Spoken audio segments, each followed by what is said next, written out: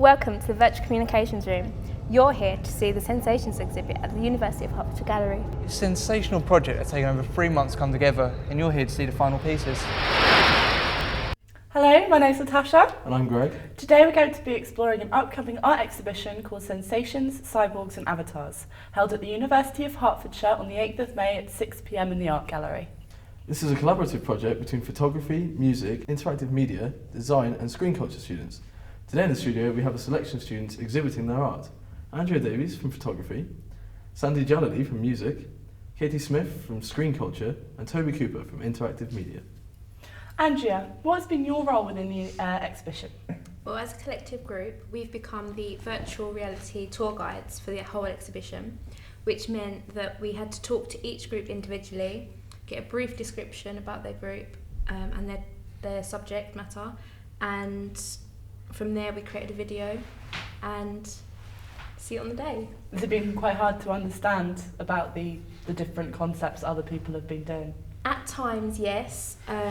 We had to have a little bit more of an in-depth conversation with them before we actually fully understood some of them. But after the conversations, they were fine. Good. Sandy, what's it been like collaborating with people from other courses? Yeah, different, I'd say, different. Mainly I work with the music students, obviously, on my degree, and I haven't worked with people from these disciplines. But it was great, yeah. I haven't worked with people as talented as these guys before. So. Well, it's just as well you're flattering them, because from what we've heard before this interview, they said that a better question would have been to ask them what it was like working with you. Definitely. Yeah. That was an experience. Yeah, I mean... You get used to it. I could get hyper and dancing. mad at some points, but you know. It's really good for improvisation. Yeah, Yeah. definitely. That is good. Yeah, it's a good Sounds laugh like as fun. well. It Yeah. keeps us sane. Really? That's Not Yeah. being insane. Yeah. Insane. Yeah. Anyway, moving on. Toby, what inspired the initial concept of the project? Well, we're talking about, the idea was about cyborgs, and when we did further research, we discovered the definition is cyborgism is like is the extension of someone, so like a prosthetic limb, for instance. And we looked at avatars, which is a bit more playful, because they're the extension of the personality. And so using this, we came up with the idea of using a virtual like kind of reality.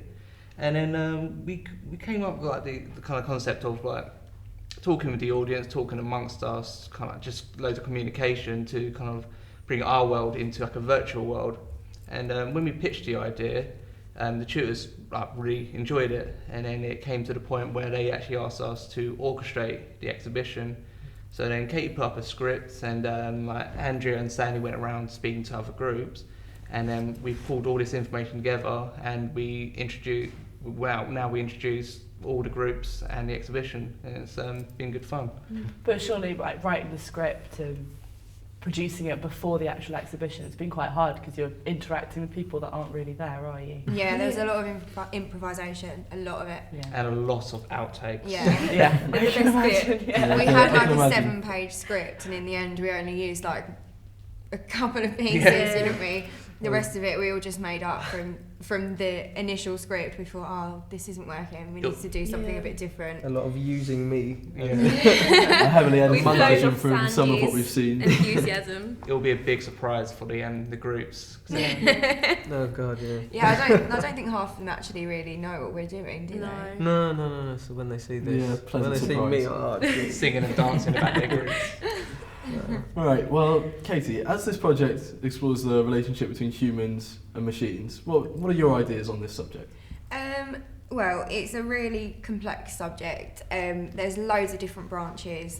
We've concentrated on cyborgs, robots and avatars, and they're all completely different. And it's just been really nice to see everyone come together. We've got 16 groups, and not like one idea is similar to another idea, is it? They're all really, really different. It's been really good to see everybody's take on the brief. Like, everybody's just come up with completely different ideas, and yeah, it'll be interesting, and I think it'll be quite a good exhibition. Definitely. Well, let's have a look at some of your work. Hello? Hello? Excuse me? Are you listening? We're talking to you. No, not you. No, you. Baldy. Yeah, you. We're talking to you. Oi, pay attention. Looks like you obviously had a lot of fun recording that and had to edit it, obviously. I'd like to point out that I said lovely person there. Of course. I'll Right, add yeah, on to that. of I made him look bad. Yeah, yeah. Oh, right, okay. So obviously, you need help making him seem better, I suppose. Shouldn't really offend the guests. Anyway, out of all the pieces that you've seen exhibited, what would you say has been your favourite so far?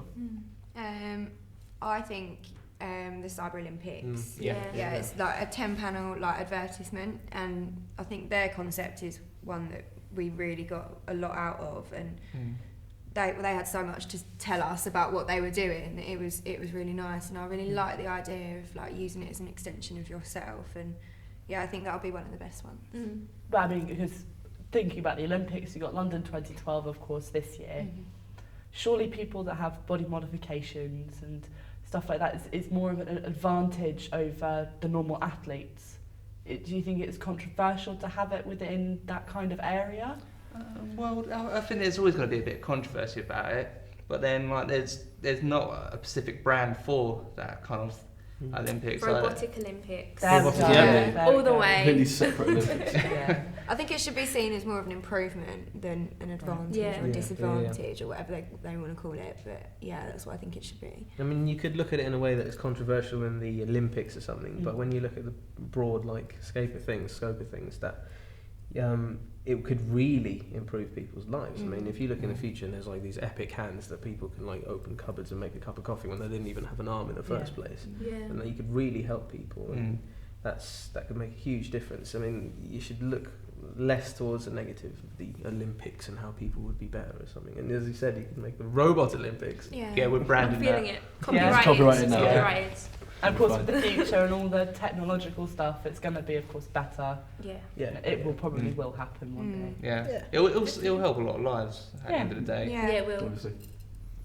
Well, thank you all for coming. Right, thank you very much. Thank you. And don't forget to be there on the 8th of May, 6 p.m, Art Gallery to see the exhibition itself.